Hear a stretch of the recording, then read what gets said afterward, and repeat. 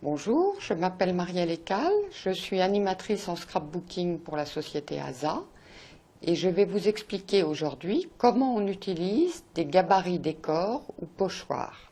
Alors pour réaliser un décor de page à base de gabarits décors, il vous faut bien entendu des gabarits décors, il vous faut une lingette pour les nettoyer, du coton, de l'encre, des doigts mousse, de la craie et du scotch repositionnable. Alors la première chose à faire, c'est de positionner son gabarit décor à l'endroit où on le souhaite sur la page. On va le scotcher avec du scotch repositionnable pour éviter qu'il ne bouge.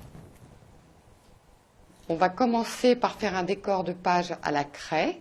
La craie ne peut pas être employée dans un décor de page trop fin. Donc je vais vous montrer comment réaliser une feuille de platane à la craie. Je prends donc mon coton et lorsqu'on travaille à la craie, l'idéal c'est de mélanger plusieurs couleurs pour donner un aspect beaucoup plus naturel. Quand on mélange les couleurs, on commence toujours par la couleur la plus claire et on apporte après la couleur foncée.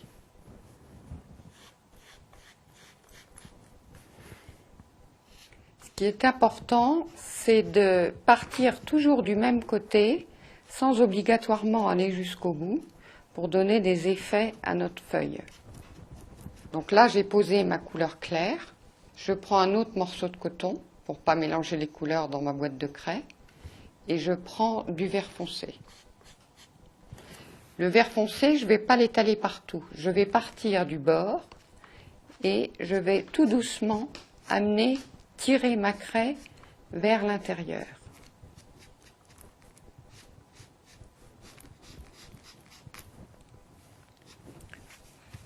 Un petit détail que j'ai oublié de vous donner au départ, c'est de ne surtout pas oublier de masquer les dessins voisins de celui qu'on réalise afin de ne pas déborder avec sa craie sur sa page. Je termine la tige de ma feuille. Je vais prendre un petit peu de marron avec un autre coton. Et voilà, le tour est joué. Je vais pouvoir maintenant retirer mon gabarit décor et vous avez votre feuille réalisée à la craie. Si jamais vous aviez débordé, pas de panique, un crayon gomme et vous gommez tous les surplus. Alors une autre méthode pour utiliser ces gabarits décors, c'est l'encre. L'encre va s'utiliser avec des doigts mousse. Comme pour la craie, on va positionner notre gabarit décor sur la page avec du scotch. On n'oublie pas, je vais réaliser les arbres qui sont là. Donc par précaution, comme je l'ai dit avant, on va masquer les petits arbres à côté pour éviter de dépasser. Parce qu'autant la craie c'est rattrapable, vous pouvez gommer avec un crayon gomme, autant l'encre ne partira pas sur votre feuille de fond. Donc on va masquer cela et on va même aller mettre un scotch sur le côté au cas où l'on dépasserait à droite. C'est comme pour la craie, c'est toujours mieux de mélanger les encres, ça donne un effet plus naturel.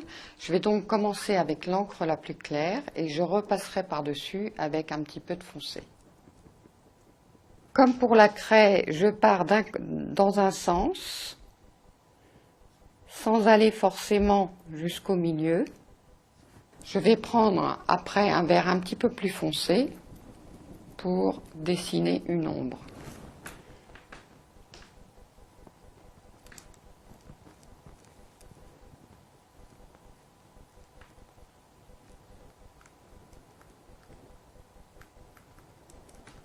Je vais pouvoir donc décoller mon gabarit décor.